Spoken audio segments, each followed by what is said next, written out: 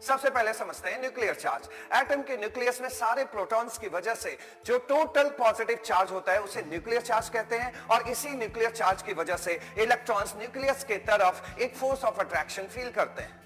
अब बात करते हैं इफेक्टिव न्यूक्लियर चार्ज। ऐसे एटम जिसमें दो या दो से ज्यादा इलेक्ट्रॉन्स होते हैं वहां पर effective nuclear charge word use किया जाता है, और ये इफेक्टिव न्यूक्लियर चार्ज इलेक्ट्रॉन्स पर एक्चुअल न्यूक्लियर चार्ज या कहें तो एक्चुअल फोर्स ऑफ अट्रैक्शन को बताता है। ध्यान से देखो इस एग्जांपल को। यहां पे सीजियम का न्यूक्लियस इस आउटरमोस्ट इलेक्ट्रॉन को माना कि 10 न्यूटन के फोर्स ऑफ अट्रैक्शन से अपनी ओर खींचना चाह रहा है, बट ये आउटरमोस्ट इलेक्ट्रॉन 10 न्यूटन से कम का फोर्स ऑफ अट्रैक्शन फील कर रहा है, और इसकी वजह है ये इनर शेल के अंदर वाले इलेक्ट्रॉन। ये जो अंदर वाले इलेक्ट्रॉन है ये इस आउटरमोस्ट इलेक्ट्रॉन को बाहर की ओर रिपेल कर रहे होंगे, और इस वजह से ये आउटरमोस्ट इलेक्ट्रॉन थोड़ा कम फोर्स ऑफ अट्रैक्शन फील कर रहा है। कहने का मतलब आउटरमोस्ट इलेक्ट्रॉन को जितना न्यूक्लियर चार्ज फील करना चाहिए था उससे कम का न्यूक्लियर चार्ज फील कर रहा है, और यही जो एक्चुअल न्यूक्लियर चार्ज वो आउटरमोस्ट इलेक्ट्रॉन फील कर रहा है, इसे ही हम इफेक्टिव न्यूक्लियर चार्ज कहते हैं।